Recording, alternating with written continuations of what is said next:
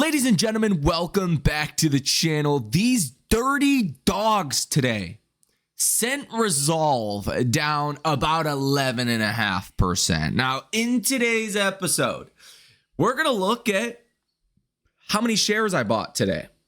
I keep telling you, in the fours, it's just too cheap to ignore. Unless you believe a recession is coming. If you believe a recession is coming, I wouldn't be buying shit. Not Rezolve, not McDonald's, not anything, okay? In today's episode, we're going to go over the news today for Rezolve. Rezolve does have some news to cover. We're going to look at the option activity for Rezolve, my thoughts on this broader market, what could be next, how I'm positioning in this market, how much of Rezolve I bought today, all of that. So we have an exciting video for you. And let me just start this at the beginning of the video. I don't care what happens with Rezolve. Okay? I'm buying the shares because the stock is significantly undervalued. Okay? It's trading at less than 3 times 2026 sales. That is 5 to 10 times lower than where other AI stocks are trading. Do some simple math, that puts Rezolve in the $15 to $40 range, okay? As more of a fair market valuation, okay? The stock's $4.14. If you don't believe me, well, analysts recently gave Rezolve a $15 price target at the Maxim Group. Roth MKM gave Rezolve a $12.50 price target. Many other firms have gave Rezolve a $10 or a $7 price target. In fact, the average analyst price target on Rezolve is $9 a share. The stock is $4.13 per share.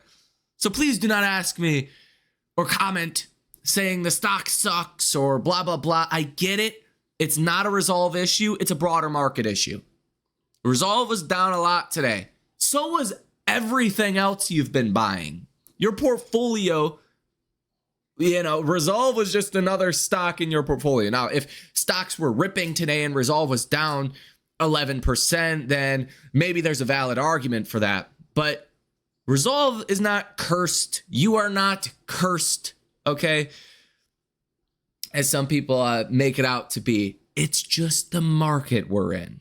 Now, before we get into anything specifically with Rezolve, I do want to say, as I talked about in the last video, if you think a recession is coming, it's probably a good idea not to buy anything, okay? If you do not think a recession is coming, like I don't, it is a prime market for buying activity, okay? Whether you're looking at sentiment metrics, whether you're looking at what institutions are doing, institutions are selling. Hedge funds have been selling for 6 weeks. They are really bad at timing the markets. That's why they underperform the S&P, okay? Retail, in every day in the comment section, on this channel and other channels, people are just getting more and more bearish. And it's reflected in the sentiment numbers as well. That is when you want to be buying. Did everyone just up and forget what Warren Buffett says, right?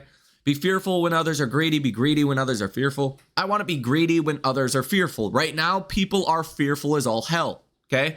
Could it get worse? Of course it could, okay? If the economy really starts to look like it's heading into a recession, it could get a lot worse. But what I know right now is the fear of a recession, the fear of a growth scare is really high. But the actual economy I'm seeing in real time, pretty stable, okay? We're not getting economic data. So as far as we're concerned, there's no change in the economy. We don't know if it's better or worse. And that's where some of the fear comes in. People are like, oh my gosh, it's getting a little bit worse. China, trade, blah, blah, blah. They're panicking, okay? They're emotional. The markets make people emotional. It's hilarious. I love when stocks are red because, I just do shopping. I buy shit. On green days, I don't buy much. Okay. but I really like to execute on these red days and when the markets panic. Okay. That's how you can make a lot of money, right? And right now, it's a prime opportunity to be buying your favorite stocks. Now, with the fear as high as it is, you're expecting bad things. Okay. So the bar is really high for bad. You're setting up where maybe you could still get bad news, but maybe it's not as bad as expected. Okay. So that could give you upside. Again, kind of like in earnings. A stock, let's say it plummets 20% right before earnings, 30% like a lot of stocks like Rezolve. What happens? Everyone gets bearish. People sold out, right? People just don't like the stock anymore because of price action. And then the company comes out with bad earnings, but not as bad as expected, and the stock rips higher. Okay. This is pretty I feel like pretty basic investing kind of shit here, okay? But I think it needs to be reminded. So people are very bearish. The bar is high. It's not going to take a lot of good news for stocks to do well. Now, I think the number one thing affecting markets right now is a government shutdown, right? Even Scott Besson and others in the government have said, hey, this could start to really hurt the economy, costing the economy maybe $15 billion a day. That's been thrown around quite a few times. Every day it continues. We are on the 22nd day. Now, at the same time, we have a data blackout because the government is shut down. So we don't know how the economy is doing. Now, what we do know is corporate earnings have been good. Banks are telling us consumers are fine. Credit card companies are telling us people are fine. Now, if the credit card companies specifically had come out, Capital One and Amex, American Express, and said, hey, look, defaults are rising. People are not paying on time, like shit is looking bad, I would not be buying the dip right now. Let me just tell you that right now, okay? On a corporate level, it is illegal to lie to shareholders. I don't know if you guys know that. The government can lie to you. The BLS data may not be that great. Corporations legally cannot lie to you on earnings. They will go to prison, prison. Prison. They do not, it's not a place where corporate executives want to go. Okay. So I actually take earnings commentary as more solid than economic data by a long shot. That's why I'm buying the dip. That's why I view this as an opportunity. Now, as I talked about in the last video, AI in particular is something that's polarizing. It seems like Wall Street is just waiting for the shoe to drop, waiting for the crack in AI. And it's simply not going to come unless we have a recession, which at this point, recession odds should be no higher than they were a month or two ago. Okay? Because nothing has changed, right? But again, why is AI not going away anytime soon? Because companies are fighting for their survival. You think Google is going to stop investing as heavily into AI? No, because if they stop, then OpenAI's new search engine is going to dominate, right? Longer term. Same is true for Microsoft versus Oracle versus the next guy versus the next guy. Recession is the only quote unquote cover that companies could have to basically everyone slows down on AI. We just had TSMC earnings, by the way, that were great. Jensen Huang, NVIDIA CEO, said that GPU demand in the last 6 months is skyrocketing. It's growing even further. Okay, there's literally no signs of an AI cracking. Okay, there's no signs or furthermore signs of a recession. This, to me, is a buying opportunity. But if you think a recession is coming, you might want to revise some of your opinions on the stocks that you are buying. With that said, let's start with the Rezolve news today. Okay, I hope that whole spiel makes it very clear that this is not a Rezolve issue. This is a broader market issue, okay? Rezolve would have been doing just fine. The stock would be $6, $7, $8, $9, $10 per share if it wasn't for the markets right now, okay? Instead, it's $4.13, and you have an opportunity to buy the stock at dirt cheap levels. Where I'm from, that's called an opportunity. Okay, but let's get into your Rezolve news today. So they put out this press release that says, Rezolve AI strengthens leadership team to accelerate global growth, operational scale, and AI innovation. Dan Wagner says, Rezolve is entering its most exciting chapter yet. These leadership appointments align our organization for scale, discipline, and innovation as we continue to deliver against our growth ambitions. Each of these leaders brings proven capability and deep experience. Together, they make Rezolve stronger, faster, and more focused than ever. That doesn't sound like a struggling company CEO to me. Maybe I'm, again, wrong there. They highlight Arthur Yo, Chief Operating and Financial Officer. Richard Burchill, Group Finance Director. Crispin Lowry, Chief Revenue Officer. Roland Gossage, Chief Growth Officer. Under Technology and AI, Salman Ahmed, Chief Scientist. He will be working with close collaboration with Savak Banjiri, Chief Digital Officer. It says position for the next phase of growth. These changes come at a time of significant momentum for Rezolve AI following recent strategic acquisitions that have expanded the company's data and payments infrastructure. The strengthened leadership team is designed to accelerate Rezolve's evolution into a globally scaled AI-powered commerce platform. Quote, we have never been better positioned to execute, Wagner said, with Arthur, Richard, Crispin, Roland, Salman, and Savik leading their respective disciplines. Rezolve now has the executive firepower to deliver operational excellence, sustained growth, and category-defining innovation. None of this screams a Rezolve is in crisis. Maybe they're lying. Maybe it's all a sham. Maybe they're all going to go to prison. Maybe Dan Wagner is destined for prison. Okay. That's to the extent that I know. But based on the words that we are seeing, it does not look like the company is in shambles. It looks like the company's growth is accelerating and they're doing just fine.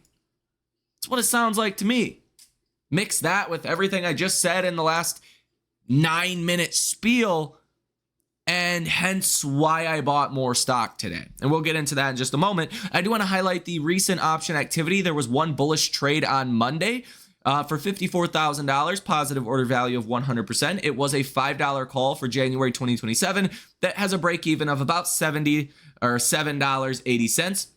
There was two bullish trades yesterday, a January 14, 2027 $3 call with a break even of about $6 for $48,000. And there was one options trade here, a May 14, 2026 $15 call for 85 cents a piece. So technically the break even is $15.85 by May of 2026. That is like 7-8 months from now. That's a very short-term, very bullish trade, okay? And the total value on that was $54,000. So you've actually seen some pretty interesting option activity recently. You've also seen the short interest that has started to come down a little bit, okay, from about 11% to 10.34%. It looks like about 853,000 shares today are being covered on. That's a good sign, because if Wall Street was really bearish on Rezolve, you would see Rezolve short interest much higher than where it is today. Much, much higher. Rezolve, as far as small cap AI companies, kind of on the low side. Let's just take a look at a couple of others. Big Bear AI, I don't know where theirs is at. I haven't looked. BBAI has 17% short interest. Okay. To me, that suggests, a decent amount of bears out there, okay? Versus even something like Rezolve, right? With almost half the short interest. Let's look at Tempest AI. Tempest AI has 22% short interest, more than double Rezolve's. Don't you think if Wall Street was super bearish on Rezolve, they would be heavily short the company? It's one thing to say something negative. It's another thing to actually be negative and to actually short the stock in question. Even UiPath, one that I've started acquiring aggressively recently, has a 13% short interest, higher than Rezolve. And this is a company with 1.7 billion in ARR that's been publicly listed on markets since 2021. Okay, you get the idea. Rezolve's numbers actually look pretty damn good from a, short perspective, from an institutional perspective. Now, while I bought a lot of different companies today, I think I bought like 4 different stocks today. Check that link out down below in the description of this video if you want to come execute on these strategies with us and really dominate this market to a high degree. That link is down below. Come check it out. Come join us. Come trade with us. But Rezolve, it's just such an easy buy at this point. So in this portfolio, I bought 1,000 shares today. Okay, I currently have 15,000 shares now in this portfolio, invested for 124 days. $3.31 is the average now per share. Current market value about $62,000, up $12,331, or about 24.85%. Okay, so bought 1,000 shares in that portfolio. In this portfolio today, I bought 100 shares. Okay, I bought 100 shares in this portfolio. Current quantities 14,100. Average cost $2.97. Current market value $58,021, up $16,088, or about 38.5%. So now in total exposure in Rezolve, we have 15,000 shares plus 14,100 shares plus the 1,500 shares worth of option equivalents. I still have not sold those Rezolve 250 calls for February 20th, 2026. 15 of them, current value about $3,000, up $1,500, or about 95%.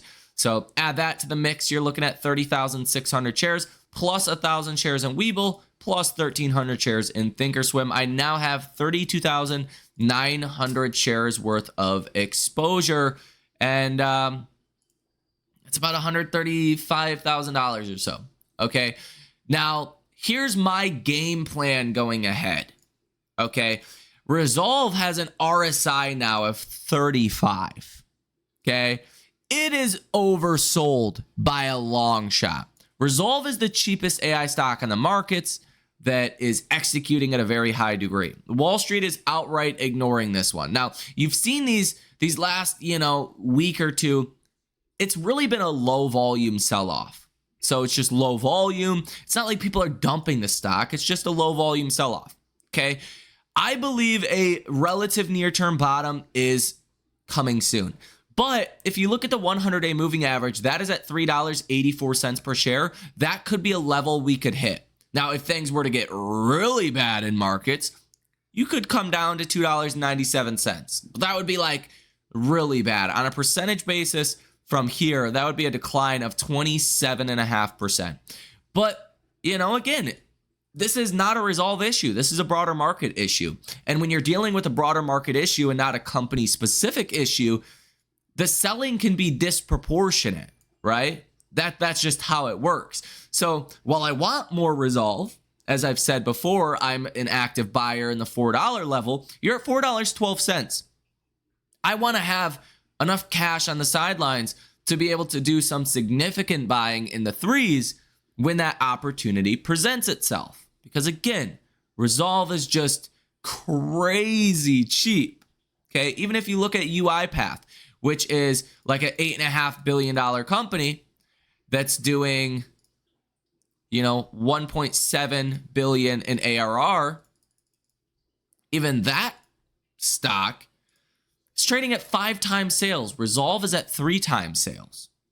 Okay, like Rezolve is the cheapest AI stock on the market. Now, Rezolve is growing at hundreds of percents and will continue to grow at hundreds of percents a year. UiPath is growing at like 13% a year. Now, I like UiPath because of their recent partnerships, and I think the company could do well with those partnerships going ahead. But that's just to show the extent of undervaluation that Rezolve has. Okay, I'm not trying to time the markets to the exact day. I just know Rezolve at these levels is a steal of a deal. and I want to take advantage of it. So let me know your thoughts down below in the comment section.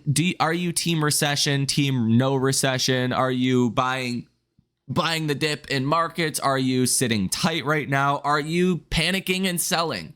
Let me know what you are doing down below in the comment section. Ladies and gentlemen, that is going to do it for this video. Have a great rest of your day, and I will see you in the next one.